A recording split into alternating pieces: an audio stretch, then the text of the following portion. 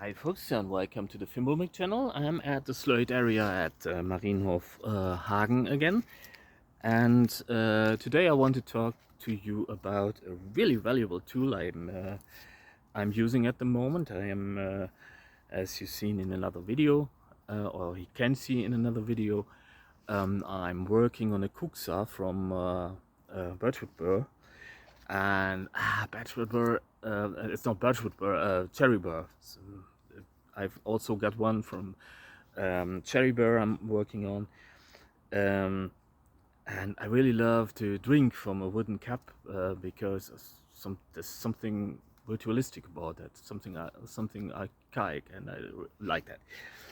And I want to talk to you about a tool I'm using, and because you might not be aware of the brand and the tools, and think that's a shame. And I'm not getting paid for that.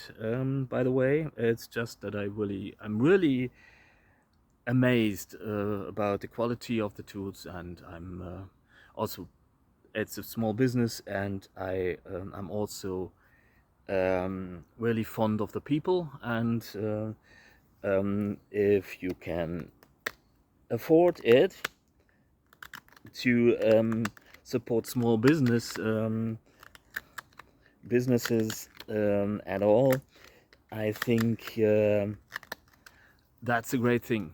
And what I'm talking about is the Svantedjerv Skedkniv, and the Skedkniv is sort of a hook knife, if you are not familiar with it, and this is really awesome for hollowing out kuxas, obviously, for carving spoons, but also for sculpture work where you want to carve some recessions. And the knife is, or the tool, or what have you, is hand forged in Sweden, and is actually, for that, it offers a really very great value for money ratio. As I said, hand forged from tool steel. The handle is, I think it is ash or elm, which has sort of structure to it. Some people like it, some people don't, and but you can, well, you're a slöjder anyway, so you can, if you don't like it, you can smooth it out anyway.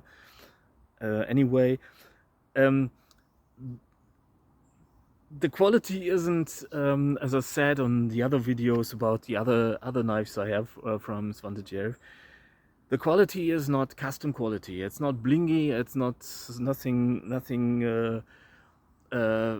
above functionality, and functionality is spot on. But actually, you can see there's a huge blob of epoxy coming out of the handle, because that's not the point of the tool. It's not to be beautiful, but it is meant to be used every day and used hard, and the handle stays on. That's, if you want custom, you can also buy blade blanks from them. Go to the website djarv.se, and they make everything from adzes, axes, chisels, and smaller knives. They got a million of different shapes and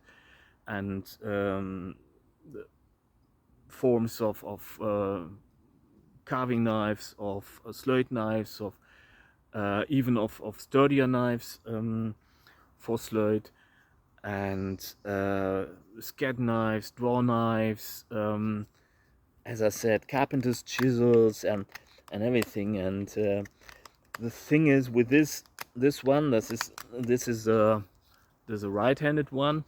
You see, the grind is on the right side, which works for me because I'm right-handed, and mostly carve in a motion like so. And for kuxas and for spoons, that's pretty versatile. But I suggest that you should always think along the lines, choose the tool for the job. And it's not that if you're left-handed, you take a left-handed one, and if you're right-handed, you take a right-handed one, and you don't use a double-edged one. There are also double-edged versions on the website of Elsa and Swante. But it's choose the tool for the job. If you got a left-hand cat, mostly you use a left-handed one, and you know, it's just you don't use a hammer to saw off a 4x4, is what I want to say. And actually, what can I say about the quality? It's I've been carving what is it now, five Kuksors with it, smaller ones, Snaps Kuksor and stuff included. So that's maybe not the toughest and what have you. All I did was a little bit of stropping, and I've been using it for what is it now, more than a year now. I think 2 years or something, and I didn't have to reprofile the blade any. The steel isn't heebie-jeebie gooba-laba magical sorcery steel, but I think Swante really knows his shit. And I'm talking as a blacksmith here, and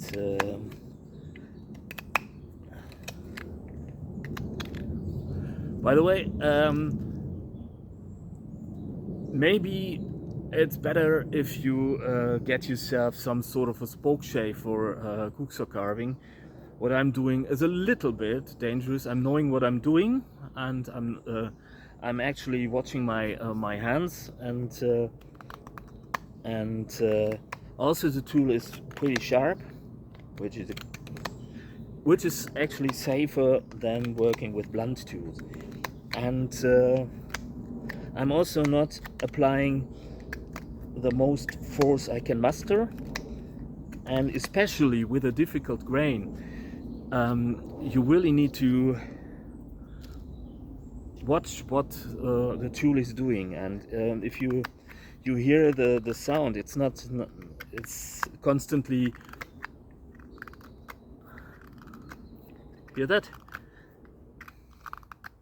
If you get this buttery sound, this hear that was moving, and if it moves, that's not a good thing. It's not a good sign. That's not good for the edge, and that's not really controlled. Actually, it's not a big issue because, well, I'm working inside the Kuksor, and if I don't use too much force, it won't go anywhere. But I need to adapt to the grain, you know. And sound is a nice indicator whether or not you're doing it right. And turns out I'm doing it wrong. But also the grain, if you look at the grain, it's the most complicated you can actually carve, and actually it's not recommendable. That's the reason a lot of people carving Kuksors are using straight grained wood, and not even birchwood burr, and cherry is a hardwood, and it's fresh cherry. I just cut it the other day, and I carve it now in order to get it thinner, to prevent it from cracking. I will keep it in a plastic bag of shavings in order to dry it out. You can also boil it in salt brine, in salt water, and in order to dry it out. But I pretty much suggest you carve it almost to shape, not totally to shape, but almost so, because it gets exceedingly difficult to carve afterwards. And what this tool really does, it's a joy to use. And you might encounter some hotspots with the structure of the handle, but it's no mistaking the fact that this also has a lot of grip and purchase, and which also is a good thing. It turns out my hands are pretty accustomed to working with rough tools and doing a lot of hard work. And but if you hurt, listen to your body, because the thing is, pain is there for a reason, and don't play the tough guy. If you get blisters, there's no use in that. You don't need to prove anything. Take a break and come back later, because if you get fatigued or you are in pain or something, you get distracted, and if you get distracted, you might hurt yourself even more. What can I say about this tool? It's just a tool, which sounds like a pretty much commonplace, but this is the best thing I can say about a tool. And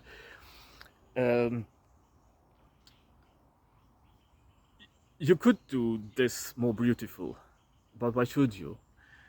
This sees a lot of use, and it gets more beautiful. If I oiled it, obviously, and I put this little bit of a varnish on, and the wood only gets more beautiful with time, and take care of your tools and all that. And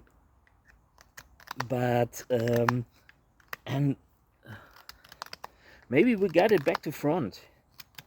We got all these custom knives and what have you, and Kraton handles, and you could replace this. I'm always reluctant to cut in a Kraton handle to put on some wooden scales or something.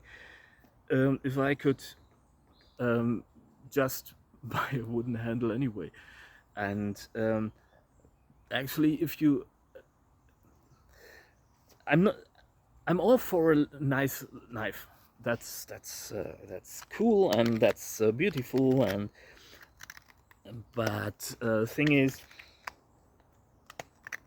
actually, the more I use knives for actual work, the more I modify my views towards them, because actually a lot of things on the internet that you see are pretty much, I don't want to say they are scam, because it isn't. It's there is a time and a place for a nice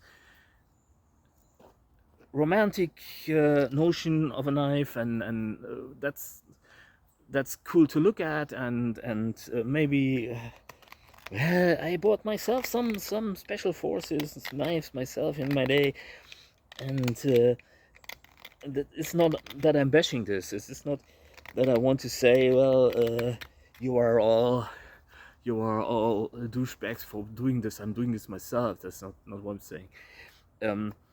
But thing is, actually, the more I work with knives, the more beautiful I find simple knives like this, and even I find even the blob of glue coming out of the handle, to me, has a little bit of charm, because the thing is,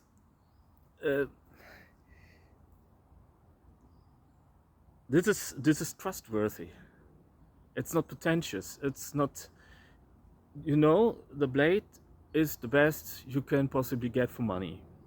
And I'm not saying that this is easily. It is, well, I think that my custom knives with a Sleipner tool steel would best this. But then the Sloyd knives from Svante and Elsa cost a fraction of the price, and well, they are not too far off.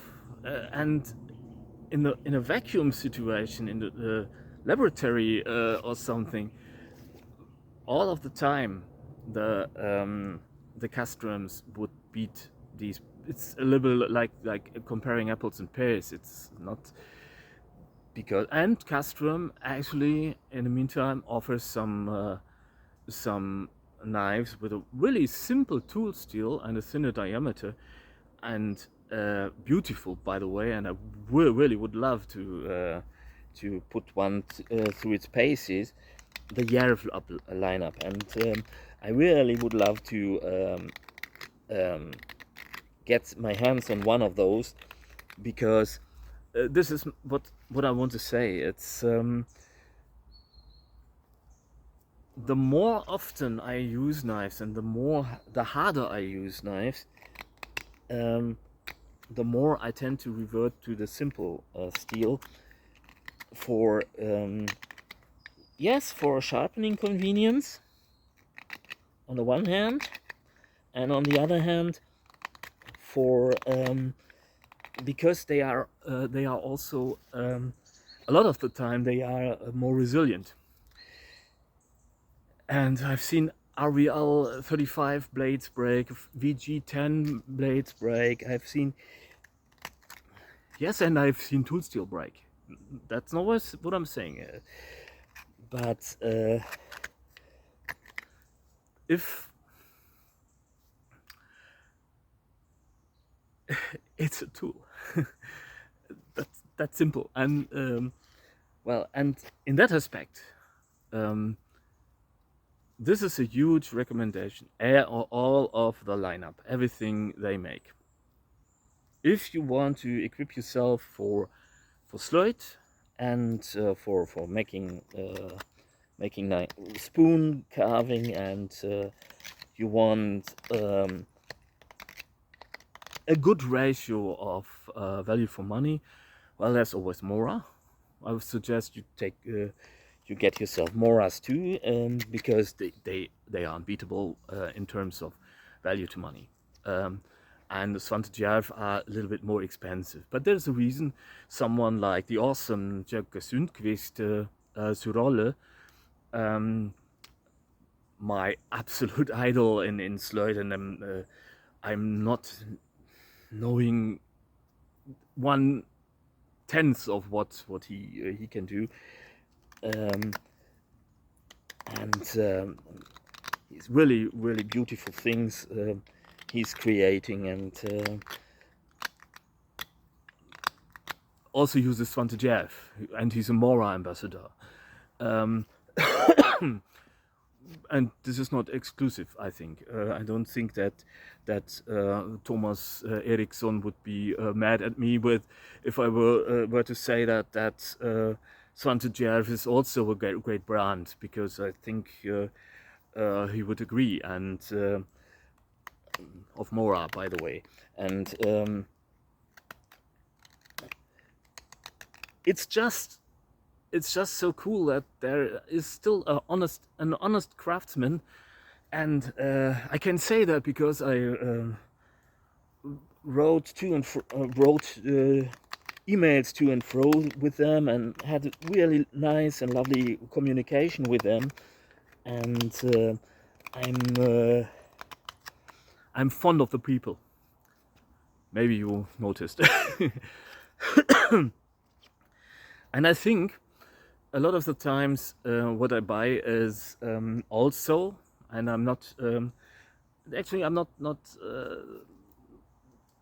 lying about that. Sometimes it's just because I like the people, and but you know, it's sort of a bit of respect towards these awesome craftspeople, and it's also something about sustainability. And if you love your tools, and if you like the people, and I could, if something would happen with this, which wouldn't, I don't think so. Not if I'm acting halfway sensible with it, working halfway sensibly with it.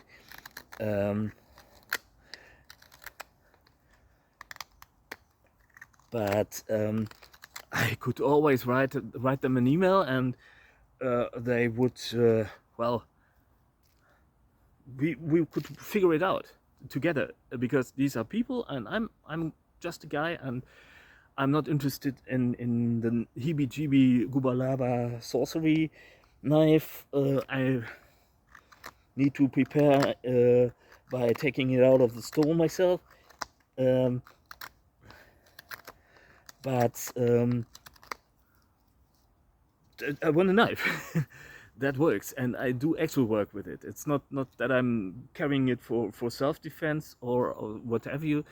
I'm just wanting to create something beautiful with it, and this is what Slöjd is so appealing to me too, because all that gibberish about, well, I'm prepping and I'm all for prepping. Not, don't get me wrong. I'm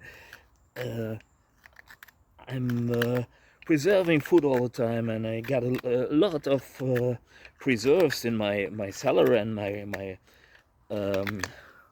and the flat where I live, and but because I just like the food and I want it to last me through winter or through the seasons or what have you, and it doesn't hurt if you get some drinking water reserves and stuff, and some batteries for your headlight. This is something we used to do. We grew up in the forest, and we used to go shopping once a month or twice a month, and we bought everything, and we just had a lot of stocks and a lot of staples, and so this is how I grew up. There's nothing post-apocalyptic or something.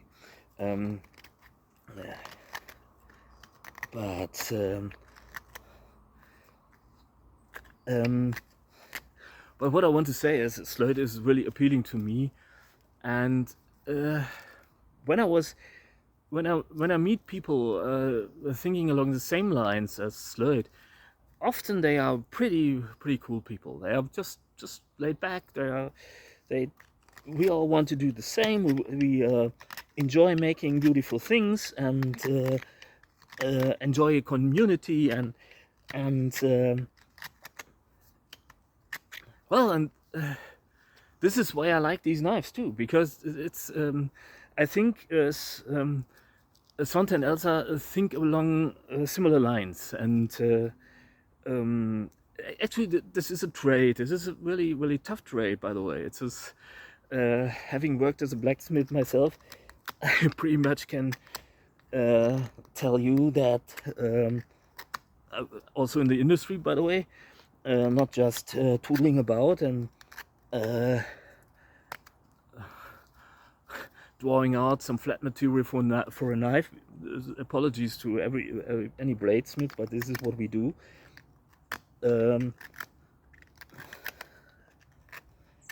But really working double shifts and stuff, and this is a whole different matter, and I think it's a tough job that these guys really do, and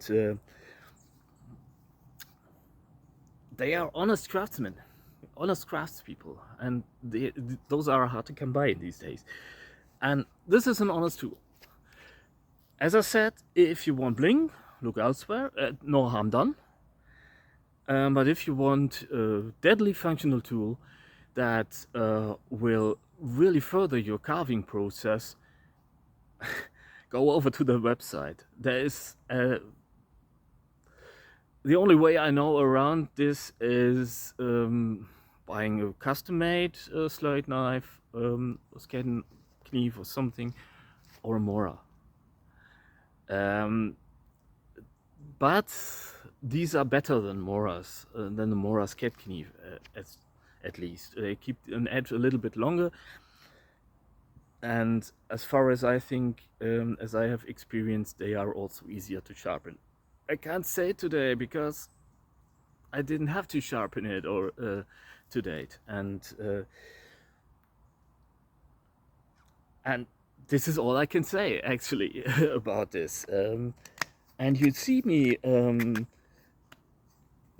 working with it, with this burr, and I didn't have to strop it even. And if you well, now there's a little bit of a burr, but this is something you can remove all right. See that? Don't know if it comes across.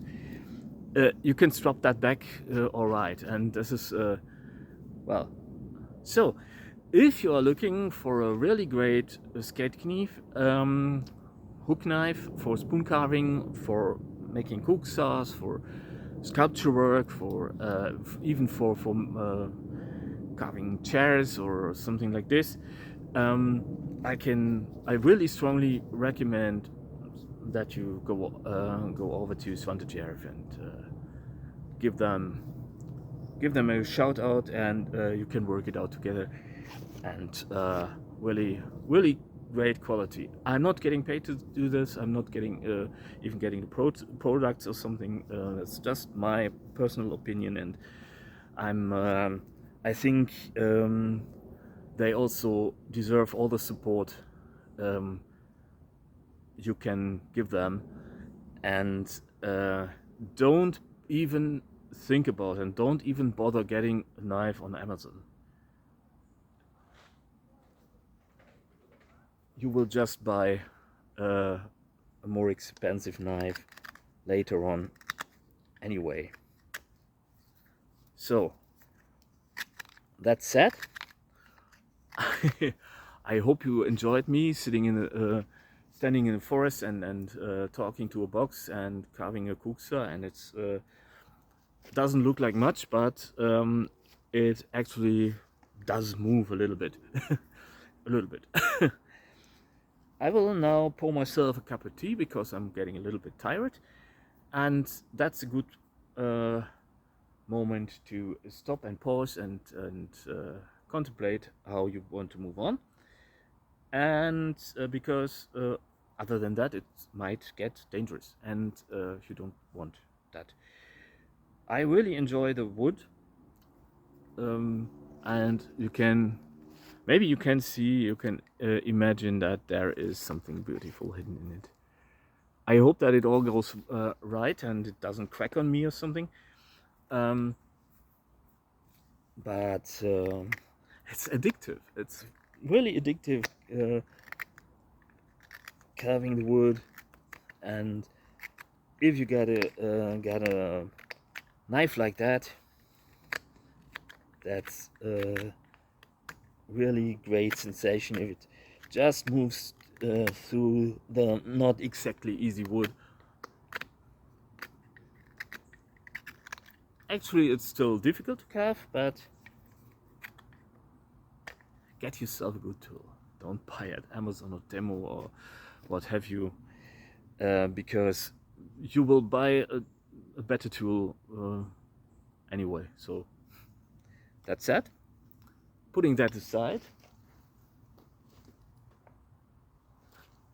and I will pour myself a cuppa now, and thanks for watching. Hope you enjoyed the video, and hope that was halfway helpful, and maybe I could give you some inspiration on what you might want to get you.